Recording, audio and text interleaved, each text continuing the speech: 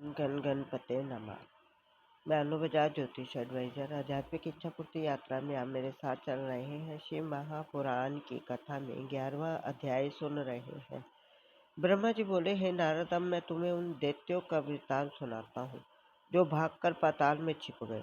उन दैत्यों में से एक वाण नामक दैत्य स्वामी युद्ध क्षेत्र से भाग गया था। वह वहां से क्रोच द्वीप में जाकर नाना प्रकार के उपद्रव करने लगा। उसने क्रोच के सिर में अपना एक पैर इस प्रकार मारा कि वह पर्वत घबरा कर स्कंद के पास आया और ये कहने लगा कि इस समय आपने तारक का वध करके संसार को दुखों से मुक्त कर दिया, परंतु केवल मैं अकेला सृष्टि भर में दुखी हूँ।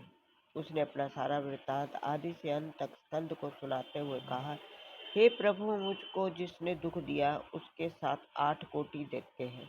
यदि मैं आपकी शरण में मनुष्य रूप धारण करके ना आता तो वह न जाने क्या करता। आपके सिवाय मेरा इस संसार में कौन रख सकता है। स्कंद ने दैत्य राज की कथा तथा उसका उत्पात सुनकर उसको मार डालने का विचार किया। तब उन्होंने सांग हाथ में लेकर शिव गिरजा का ध्यान किया और वह सांग क्रोध में भरकर उस दैत्य की ओर चलाई। उस सांग के चलने से दशों दिशाओं में प्रकाश फैल गया।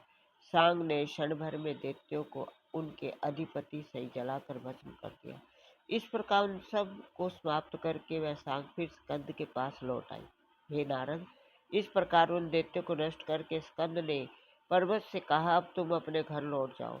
इस प्रकार की चिंता मत करो, क्योंकि हमने उन दैत्यों को सेना सहित मार कर नष्ट कर दिया। ये सुनकर क्रोच ने स्कंद की बड़ी स्तुति की तथा अपने घर को लौट गया। फिर देवताओं ने खूब उत्सव किए। तदुपरांत स्कंद ने उसी स्थान पर 3 शिवलिंग की स्थापना की। उन तीनों के नाम रखे गए। पहला प्रतिकेश्वर हुआ, जो कि कोई उसकी पूजा करेगा उसके सब मन्नत पूर्ण होंगे। इस प्रकार दूसरे का नाम कपालेश्वर तथा तीसरे का कुमारेश्वर रखा। इन शिवलिंगों के लिए ये वरदान भी था कि इनकी पूजा से दोनों लोकों में सुख प्राप्त होता।